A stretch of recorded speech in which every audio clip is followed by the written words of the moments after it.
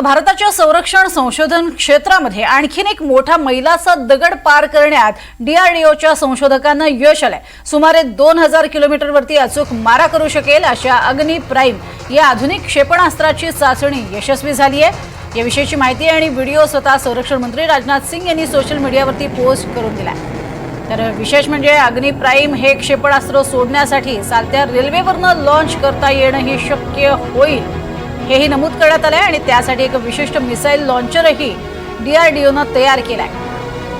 त्यामुळे क्षेपणास्त्र अत्यंत वेगानं रेल्वे नेटवर्कमधील ठिकाणांवरती पोहोचून योग्य निशाणा साधू शकतं। संरक्षण मंत्र्यांनी डीआरडीओच्या शास्त्रज्ञांचं या यशाबद्दल अभिनंदन केलंय। अधिक माहिती घेऊया तर रामराजे शिंदे यांच्याकडनं। रामराजे, काय अधिक माहिती? एक मोठं यश शास्त्रज्ञांचं म्हणावं लागेल।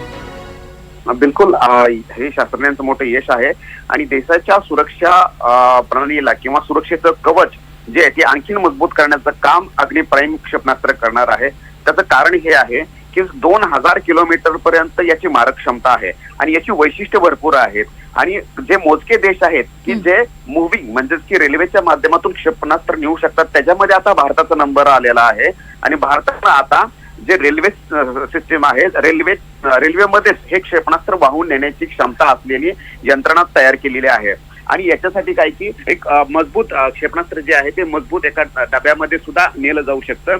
दुसरा मुद्दा म्हणजे की जरी रेल्वे काही प्रमाणामध्ये हलली किंवा वेगळं वातावरण असेल, उष्ण असेल, थंडी असेल, दमट वातावरण असेल, या कोणत्याही वातावरणामध्ये आणि कोणत्याही परिस्थितीमध्ये हे क्षेपणास्त्र वाहून नेलं जाऊ शकतं।